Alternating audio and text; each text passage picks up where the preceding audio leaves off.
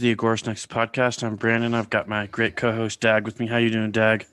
I'm doing pretty excellent, man. How you doing tonight? I'm all right. You ready for the first? Yeah, I suppose. I guess we kind of technically already did like a New Year's episode, but behind the scenes, we're actually recording this one on New Year's. So in the spirit of the season, we have a special guest on us for us tonight. Sorry, it's gonna be the only pun of the evening. Before we get to our guest, I want to go ahead and give a shout out to our sponsor, Presearch. Check them out, presearch.org. Really fantastic search engine. No spying, no censorship. You earn crypto just by using it. And they're just really good guys over there. They have a really cool project going on, and they are helping support us and helping us bring you this great content. So be sure to go, check them out. Yeah, and I really been loving Presearch. I'll key stake, so I'll put like 1,000 tokens on a word, and when somebody searches for that word, my ad comes up first on the list. So, and thing too about searches is that like on Google search, I think like 90 or 95% of searches don't go past page 2. So just being on that front page is like super important. So if you really want to get your word out there. Getting in on it now is good while the crypto's a little more affordable. Once the price goes up on it, it'll be more expensive to stake words. I've got like 12 words, seriously. I've already staked. I'm getting them. So we won't tell you which ones, so you don't try to outbid Dag, right. But yeah, you got to work for it. You got to find them. So anyhow, man, we have, we didn't even go over this, man. What do you want us to refer to you as? I can be some dude. I can be Michigoon. Either way, doesn't bother me. All right. Well, we've got Michigoon on with us this evening. We're going to talk about moonshine, hence my terrible spirit joke.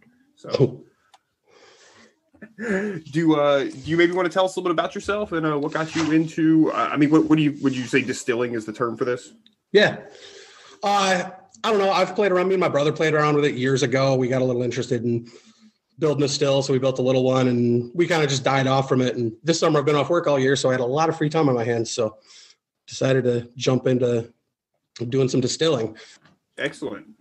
What you said it's something you played around with a little bit when you were younger, or are you just doing like a bigger setup now, or just taking it a little more seriously? Yeah, we set one up, maybe me and my younger brother, we did it like 10 years ago, and we built one. It was actually out of an old milking machine is what we built our first still out of. And yeah, it was basically just like a stainless steel pot. And so this year I actually bought a still, an 8-gallon, so I can produce a little more. That little still we built, we were producing like a pint per batch. So it was real tiny, but got me the basics of it. And so you bought a still. Yeah. So was this thing manufactured and marketed for this particular purpose, or are they like marketed for like another purpose that you're, what's the legality on this? Like, is it something that you can just make at home, like beer or wine, or what's the deal? Distilling spirits is still federally illegal. So you cannot produce it without, and I don't even know what it takes to get the license to distill alcohol to drink. I know a lot of guys that are into doing distilling, they actually get a fuel alcohol license. So it would be like you can make fuel for your race car. And that license is like super easy to get. But then if you get rated and you have all this stuff, like, yeah, I have a license to put it in my lawnmower, which barely any of them are, but. That's that's interesting because my wife's been getting into like herbal stuff. I'm going to mispronounce this, but apothecary or what have you. And it's a lot of similar equipment for some of this stuff, and they actually use like alcohols, and I was almost like, man, where do you get some of this? Like, it's really high proof alcohol. I'm like, I don't even know where to go about buying it, but it has to be something that's food safe. So I was almost like thinking maybe just making it's the way to go. You're saying there's actually a way to do that legally. Yeah. At least on small amounts. Yeah. And like I haven't done it yet, but I could get a second pot for my still, and then you could make like essential oils, and you can do tons of different stuff with it. Interesting. Fuel alcohol, that was actually something that like if the stories I've heard are correct, like the original like Model Ts, they actually took alcohol or gasoline. Like there's a switch on them. For sure. So you could switch from the other, because if you're like a farmer and you live out in the middle of nowhere, it's like you could just make the gallon of fuel that you need, to get into town and back. Oh, and even your car now, like you could put some of this in your gas tank. It's going to burn your piston rings out, and it's going to burn too hot and mess your car up, but it'll run. Like, Right. Well, I mean, they throw enough ethanol in it anyhow. So yeah, that's what I'm producing. Like the stuff you're drinking is basically pure ethanol. Interesting.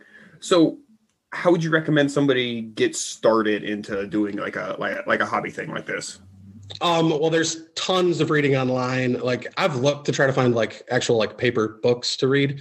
I haven't been able to find much information that way, but online, you look at a bunch of these places that sell like still kits. Like I use a bunch of stuff from like I think it's Clawhammer Distilling, and they have tons of recipes, how to, you can buy kits to build stills. Like there's a bunch of them out there. That's one off the top of my head, but so there's tons of info out there, and all these people who have been doing it for their whole life and actually know what they're getting into, and they get pretty technical on it. But yeah, there's tons of info out there.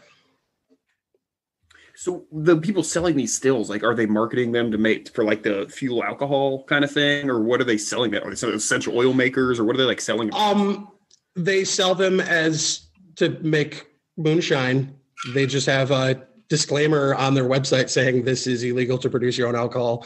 Like follow your local laws and whatever. And it's one of those, it's illegal to do, but to go out and prosecute someone who's got one set up in their garage making a quart of moonshine, like it would be more trouble than it's worth.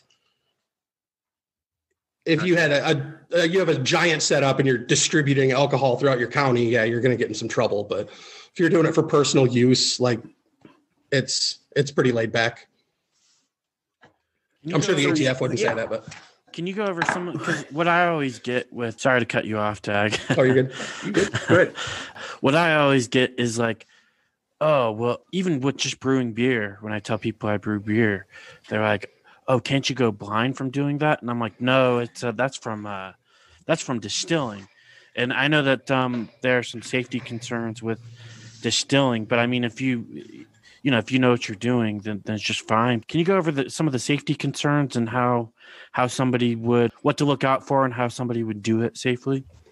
Yeah. So there is, like, when you ferment, you're creating a bunch of different chemicals in there. And when you start your still up, the first stuff that comes off your still, people call it the 4 shots. That's going to be like acetone and methanol and stuff that can make you go blind or kill you. So when you're running your batch, I always throw out like the first 250 to 300 milliliters.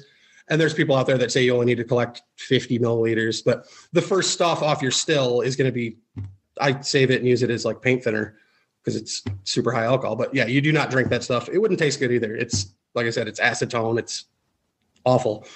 So because they boil at a lower temperature. So that's the first things to come out is your acetone and methanol and the nasty stuff. And some of the fears that come from the people talking about, oh, it'll get you sick or whatever. Some of that is seriously left over from like Prohibition times when people were making booze at home because you couldn't buy it. And they were doing things like using an old radiator from a car for their condenser on their still. And those are made with lead and all kinds of, they're not for ingesting. So then you get all this toxic moonshine. And I'm sure a lot of people did get sick doing that. Yeah, and the government poisoned a lot of. Oh, sure, yeah. And then would just blame it on the moonshine. Oh, see, you're drinking homemade moonshine and it makes you sick. But it's something that's why it still sticks. Illegal, you know. Yeah, it still sticks. Like a lot of people still. I've had people defend that action too, be like, "Well, it's what you get for not following the law or something." And I'm like, "Are you insane?" You know, like it just makes the whole purpose of the prohibition law. Like, if you have to purposefully kill people to scare them off of it, then it wasn't that fucking dangerous from the get-go, right? And I also heard, and I don't know if this is true, but I heard that that's one of the reasons that like prohibition might have been like pushed by like the oil companies was because gasoline is a fuel, and they were trying to sell on the market for oil. Which I could totally buy that being the case. I'd buy that, no problem. So okay, so you get your you get your still and everything. What kind of materials do you use to typically make alcohol from? I'm sure that you can use all sorts of things depending on what you're trying to make. But what might be the most common or most attainable? The most common, you're going to do corn is going to be the go-to for your classic moonshine. So that is seriously just, it's corn, barley, water, yeast, and sugar. That's your ingredients list. So moonshine is, I mean, it's technically, I guess it'd be real similar to whiskey, but whiskey is usually aged in like a charred barrel or something. But yeah, exactly. Really similar, like formulaically. Okay. Yeah, and so like I make just straight clear moonshine, and I ordered online. You can get chunks of charred oak that you just put in a jar. So then you get the color and you get the oak flavors, and because people have been like, oh, why don't you buy a barrel and barrel age some? Those barrels they use at distilleries are like 70 gallons. Yeah. For me to fill that barrel, I would have to like save up everything I make in a year and let it sit in this barrel. Like it's just, they're so huge that it's not even really feasible for the kind of production I'm doing.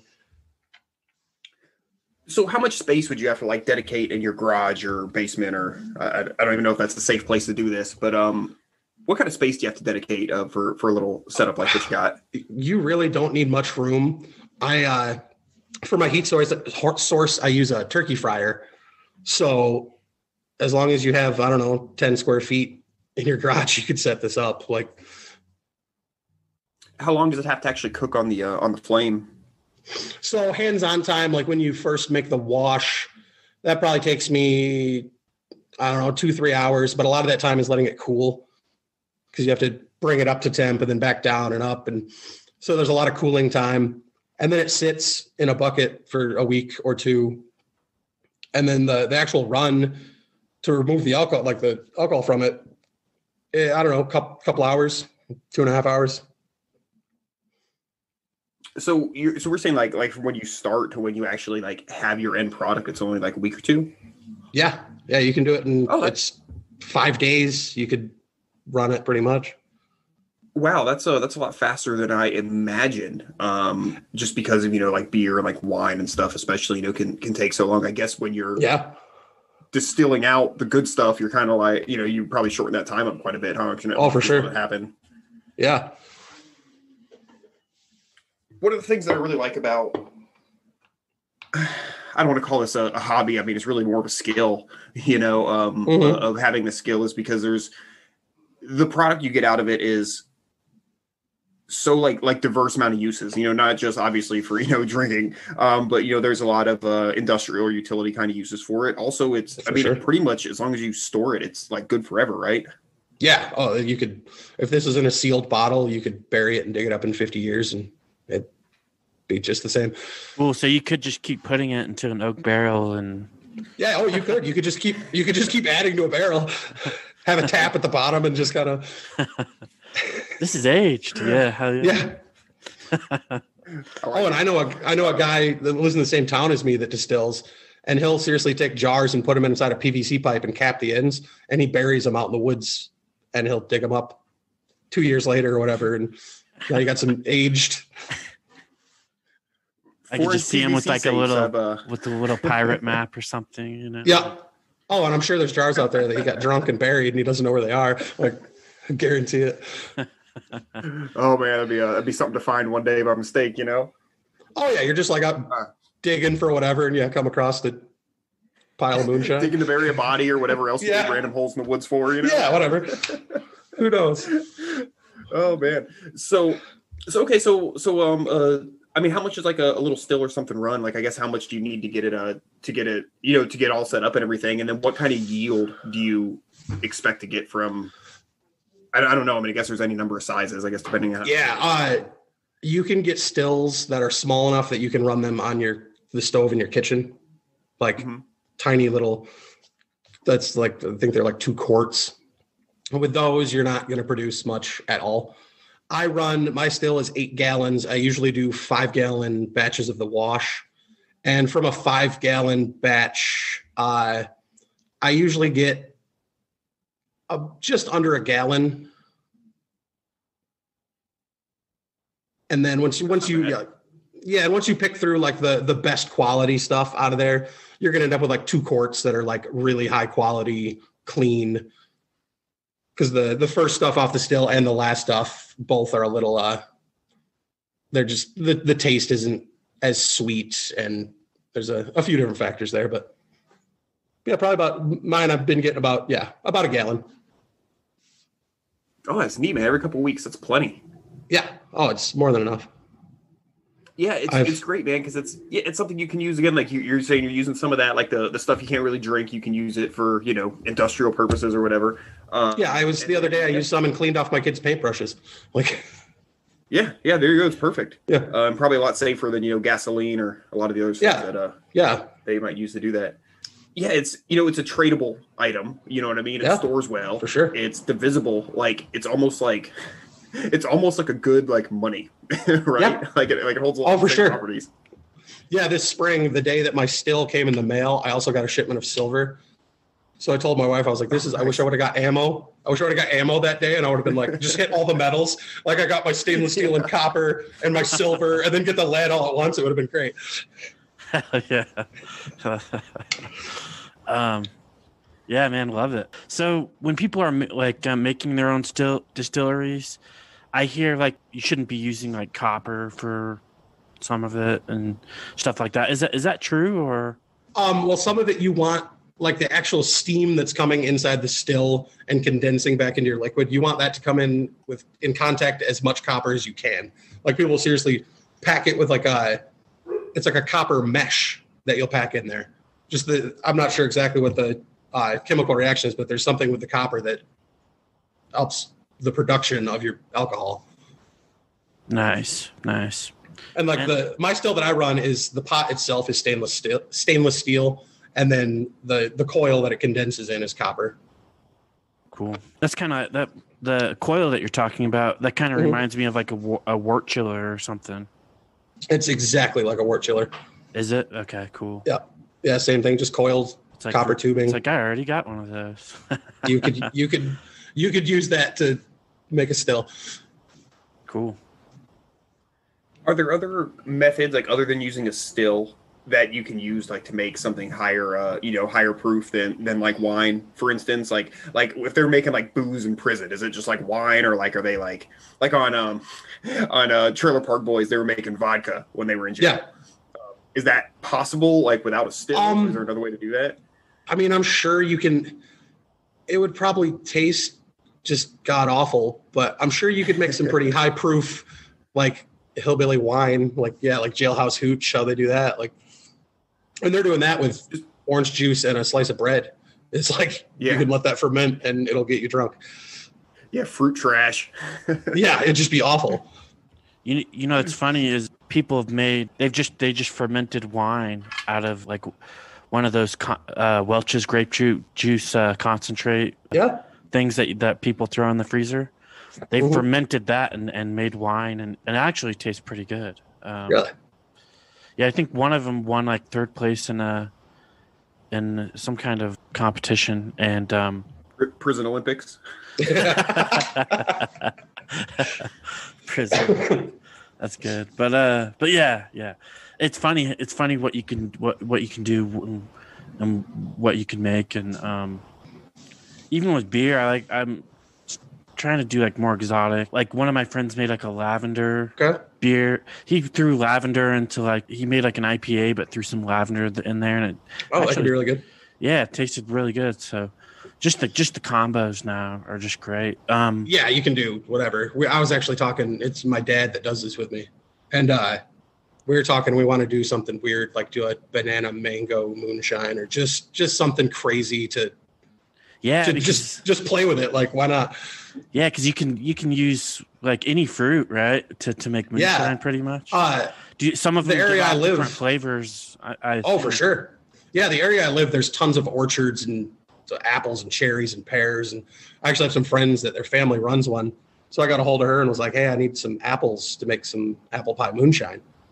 She's like, "Yeah, I got 2 bushels for you." When I went over there, I asked her what she wanted for them. She said, "Oh no, I just want a jar of the finished product." So we've done apple, plum, peach. We did have a batch of potato vodka. I made a batch out of pumpkin. That was another one that I had a huge pumpkin and was like, I'm going to make booze out of this just to see. Like, you'll be booze. Yeah, exactly. Like, I don't know what else would be. I could have shot it or something, I suppose. But no, we just cut up and made booze out of it instead. Oh, that's great. Yeah. And actually, the potato vodka, there was a field up the road from my parents' house that they grew potatoes this summer. And after the farmers went out and harvested them, there were just potatoes everywhere that they left that were just laying. So a couple people went over there and collected like 100 pounds of these potatoes, and that's what we made the vodka out of. Was these leftover potatoes that we picked up out of the field. That's excellent. I love it because you get to use, you don't have to use the prime produce, from your crops to make this stuff. You can sell that and use the junk. So it's the peaches that we used. It was from a farmer's market, and the guy had them, and they were all beat up and half rotten. And we're like, well, we're gonna smash them up and make booze out of it. So we don't care if they're pretty. And we got them for like a couple bucks for a bushel of beat up old peaches. Yeah, that's great. I wanted to learn how to make wine, if for nothing else, so I can just grow we have a small farm here, and just grow a shit ton of watermelons. Yep. And then the uggos, just make. I'm not typically a fan of sweet wines or fruit wine, but hell, man, if it's free and I make it myself, I'll drink it. Oh yeah, it'll taste a lot better if you made it yourself. Yeah, and there's, especially us being agorists, our one of my big things is anything I can do to avoid paying taxes and stuff tobacco or alcohol. I mean, it's half of what you're paying is just taxes. The state taxes on alcohol here are insane. It's probably a third, if not half, of the cost is taxes. And that was even in Prohibition, wasn't it the Department of Revenue was the ones who were actually enforcing it? It was that's the same thing with weed. They made it a tax stamp. It wasn't illegal. Yeah. You just had to have this tax stamp. They didn't give out the tax stamps. That's the old stories about old moonshiners out in the mountains. That's the revenuers are coming to get them because they got to get their cut. Yeah. It's not that you can't make it. You just got to pay me to make it. Yeah. Many a good bluegrass song about revenuers for sure. Oh yeah. My sister did a DNA thing, a DNA test a couple years back, and we found out my grandma was adopted. We never knew her history, and it turns out her side was 1700s Arkansas heck yeah, and stuff. And I was like, oh yeah, I might have some of that in the blood, Yeah, that's awesome. Sounds about right. Yeah, for sure. Yeah, I'd just be so thrilled to be able to just make it myself and just know that I'm not paying taxes. It's great on it. And the amount of money just the money you'll save on going to the liquor store and buying, because you have it. And like I said, you can make all the different flavors and age some, and some's not aged, and you got a whole liquor cabinet to choose from, and you didn't have to go buy it for $30 a bottle. Yeah, for sure. We should have done this up top, but what's everyone drinking tonight? I assume you're drinking moonshine. I don't know if that's your go-to. I am. I'm sipping on some moonshine right now. What do you got going on, Brandon? Just water. Pretty embarrassed to say. Teetotaling tonight? Yeah, tonight I'm just going with water. Yep. I got some Crown going myself. Okay. Cool. Yeah, I got some Crown Apple that I need to break up in here, but that shit's good, but it's sweet for sure. I like it in a Washington apple, definitely. Yeah, it goes good in that. I like it. I don't know. I just like it straight up. It doesn't. It's super smooth. Yeah, just throw a couple ice cubes in there and you're good to go. Right. I got a jar of some supposed moonshine a couple weeks ago. My girl brought it home. Somebody she knows, I guess, has a hookup or something, and it was apple pie, but I never know, because I've heard people who make it, but it's they just take Everclear and make, make it taste like that. And I don't know if that's what this is or not. I'm not, saying it is one or the other. Yeah. It's I'm so curious, is there any way to tell? Or you just have to have a taste for it? Yeah. And it'd be, especially once it's spiced with all the stuff that you put in the apple pie, it would be really hard to tell if it was real or not. I made the batch we did with apples. We did an apple pie shine, but it was made out of crushed apples. So we basically made a hard cider and distilled it. So even the booze at 140 proof, it tasted like apples. A lot of people, they'll make their apple pie out of Everclear or vodka or any of those neutral. This one was good. It the first little bit of it I drank, I'm like, oh man, this is a bit. I don't know how I'm gonna make it through this. But 2 weeks later, the cork's gone, and I was okay. Yep. I don't really remember drinking all that, but maybe that was part of it. Yeah, that sounds about right. Oh shit! So here during this whole nonsense over the last 9 months, I'm sorry to hear that you were having employment issues with that. Yeah. Man, that sucks. Yeah, being a chef by trade, this has been a tough year. Oh no, yeah, man, yeah. It's a rough one. Quite a hit, and I'm sure. Yep. It depends on where you're at. I'm in Florida, and we're like open, full capacity, like that at restaurant. But I mean, plenty of them did not survive this. Of course. Yeah. That's definitely unfortunate. Michigan's been real hard on the restaurants this year for sure. Oh yeah, you've got that Gretchen bitch. Oh yeah. Oh, she's terrible. Yeah, man. Yeah, that was pretty horrible. One of the things that caught my eye about that, and this is probably the least of it at this point, but when they closed off like sections of like you couldn't go buy like seeds or whatever, like garden supplies, because they closed off those sections of like Lowe's, and they were like, well, we're not making it illegal to buy those, just the stores that sell this stuff can't sell it, but they're not. I heard of a guy gardening illegal.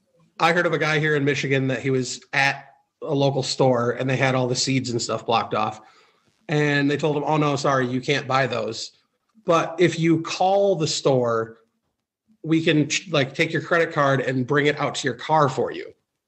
So he stood right there talking to this person and called them and put an order in over the phone and followed them to his car, and they handed him the bag. Like that is he's just like, it's ridiculous. Like man. Craziness. So one of the things that got me is, we had a few of them down here, some like small distilleries and stuff that were like, oh, hey, we'll make hand sanitizer, because, such short supply. And I'd heard stories like the FDA or whatever was giving them a hard time about it, because they're like, well, you have to make it poisonous. Like you can't make it. It can't be edible, like you have to poison it. They're like, well, that'll destroy our distilling equipment, Yeah, you can't put that in there. Well, did you see, I think it was yesterday I saw that now the FDA, any of these distilleries or breweries that started making hand sanitizer, all owe the FDA like $15,000 fee because they're making pharmaceuticals. So they have to pay this extra fee because, they're making it's pharmaceuticals now. So you owe us money. Yeah, it's if all this was supposedly as bad, as I said it was, they shouldn't have had any issues letting people make this stuff. But then, it comes. I just know it just comes back to taxes. Like you have to poison it because, we got to get our taxes. Exactly. And it's so like we're not big fans of the FDA around here. But I couldn't tell, and it's just just instances like this. It's just so like you have to be brain dead to not see how blatantly like much of a scam all this shit is, Oh yeah. And working in restaurants like I have for years, dealt with health inspectors and all that. Some of the stuff that they expect you to do is like, it's just insane. Like it's a bucket of pickled vegetables. Like you pickled it so it doesn't go bad. And they'll see that the date on it is 2 months ago. And they're like, oh, that's too old. It's over a week old. You have to throw it away. And we're like, it's pickled. Like, that's why we pickled it. That's the point of why, like the whole thing. Oh man, yeah. But if they were store-bought pickles, they were fine. If we pickled it ourselves, then it was like just crazy. Yeah, and it's really frustrating. Like because I like I said, we have a little farm and everything, and just everything we had to deal with, like just be able to sell eggs or sell chicken. Yeah. It's absurd. Like basically in order to sell one egg to your neighbor, you need like a $10,000 setup of floor drains and septic systems and 5 sinks. And it's so absurd. Fortunately, they don't inspect unless there's a complaint. So yeah, I was going to say around here, there's farms all over the place that have a sign out front and you can just go knock on their door and buy eggs from them and nobody bats an eye at it. Yeah. It seems like one of those things in most places, as long as you, you're cool about it. You know what I mean? Yeah. I did end up getting my own. Actually, I had to pay the renewal today, $110 a year to be able to sell chicken and eggs. Because I wanted to advertise. I'm in a tough spot. I'm like, do I get the permit? Do I not? Yeah. And for the $110, I'm like, fuck, I guess I'll do it. But I still feel dirty about it. Yeah. Like I was just talking to somebody about getting a FCC license for a radio, and they're like, it's only $15. I was like, it's not the $15. It's the principle, man. I just don't want to do it. Like. Yeah. Yeah, and a lot of stuff, it's like, the first time's a warning if they do catch on. So it's like, let them come at me. Oh, my bad, dude. I didn't know. Just plead ignorance. Yeah. You usually get one of those. Oh, for sure. You usually work one of those in and you're good. I heard like in New York City, like the health inspectors and everything, it's like you're not allowed to. What's the hollandaise? Is that the sauce with raw eggs? Yep. It's technically illegal to make your own hollandaise in New York City at a restaurant because it uses raw eggs, which is illegal. That's ridiculous. It is, and one of the things that's really ridiculous, like for me, again, being like a farmer, is it's like if you have like a fresh unwashed egg from like a good like pasture raised egg operation, like salmonella like doesn't exist there. No, like, it's not even like a concern. No, it's not at all. USDA inspected, good, healthy, safe eggs, from the big places. They're the ones that are supposed to be okay and safe to use, but they're the ones that have these diseases on them. It's just the whole thing just so ass backwards, and it's infuriating. Yeah, I have to imagine it's crazy. Restaurants too. Yeah. What kind of chefing did you do? Did you have a specialty or? The place I was at, we did a little bit of everything. Honestly, we're American fusion is what they called it. So we did pretty much anything you could think of. There was one night where it was actually me and my brother that were like the co-head chefs at the place. And we did 2 specials, and one was like this beautiful, well put together salad. And then the other one was a cheeseburger with mac and cheese, like just falling all over it. So we did, just pretty much anything you could think of. But it was cool. It was a small place, everything from scratch. Like we got a ton of local produce and meats and all that stuff. So it was pretty cool. Do you grow any of your own food or anything? We do a garden in the summer. Okay. But a pretty decent one. And for a long time, my mom raises goats, and for a long time, like my kids, the first probably 3 years they were around, that's the only milk they ever drank was just raw goat's milk. Like we didn't buy store-bought milk. It wasn't a thing. Excellent. Yeah, we raise probably healthier that way too. Oh, it's so much better for you. It's not even close. Store-bought milk is bad for you. It's awful. Yeah, absolutely. Even like the pasteurization process, it kills a lot of the, the good living stuff in there. Yeah. So whenever I get the opportunity around here, I do try and get some local milk. Otherwise, if we do buy anything in the grocery store, meat or milk or dairy or whatever, we get pasture raised. Yep. I figure that's about the best we can do, especially with like anything cow related. Like that's what cows eat is grass. They're not supposed to eat corn, which is what corn or grain, any of that. No, disgusting. Yeah. It's awful. Yeah, that's how we get diseases. Yeah, that's how we get E. coli is because you feed them corn. That doesn't happen when cows eat grass. So yeah, definitely helps. And yeah, if, when you're cooking, it's definitely better. And yeah, I think that it's great if if you have kids to be able to raise them around that and doing that because it's a very important skill, and just being so connected to your food is something that's these days. That's something that it blows my mind. Some of the people that like the idea of killing an animal to eat it freaks them out, but they eat meat all the time. Like that's fine with them. Just the disconnect people have from food is wild. Like I'll go out and we'll forage. Out in the springtime, we forage for like ramps and morel mushrooms and stuff. And there's people that are like, "You're going to eat those onions you picked out in the woods?" And I'm like, "Hell yeah, I'm going to eat these. They're like, this is what I want. Like I'd eat these every day if I could." Yeah, these are better than most grocery stores I go to. Oh yeah, you can't go buy those. The freshness of them, like there's still dirt on them. Like they're good. Yeah. And it's free. And again, man, you're teaching your kids a survival skill. Yeah. What I mean? That's something that they have, and hopefully they'll never have to use it. Yeah. It definitely gives them a leg up in a situation like that. So that's of course that's great. And yeah, when you're getting stuff like that fresh, it's like I won't need a tomato from a store. Something like okra. Like by the time it gets to a store, it's already too old to be like good. Getting stuff yourself that fresh it's just incredible, and I really do think there's a lot more like nutrition and everything in it. In it as well. So that's great. Yeah, like I said, I want to come up with a couple things I can grow, and I can do things like make booze out of, and then like I said, my girl's been getting really into the herbal medicine and stuff, which is. I'm really excited that she's learning that because I don't know, it's not my thing, but I want her to have that skill. Yeah, I can still reap the benefits. Oh, for sure. Take care of me. Yeah, exactly. I go and wrangle up the pig and the turkeys and stuff like that when they get out, and then the poultice on my turkey wounds. I actually had like the worst injuries of my animals have been from turkeys, surprisingly enough. Really, bastards. Yeah, turkeys are sharp claws. Yeah, but they're neat birds. Oh fuck.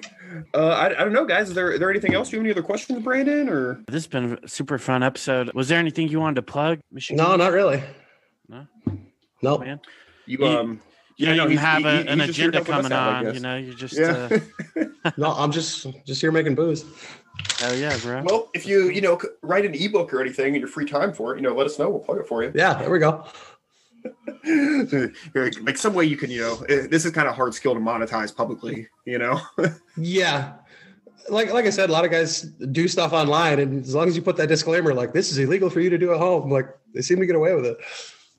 Well, if the device itself isn't illegal, no, it all depends on how the law is written, so yeah, if the device itself isn't, the sale of it isn't, and it's just the act, then of course they can, for tobacco use only, kind of thing. Yeah, it's whatever. Same deal. Cool, man. Well, this has been great. I almost feel like it's been a short episode, but we packed a lot in. Yeah. Do you have a quote or anything to take us out on, Brandon? I should have.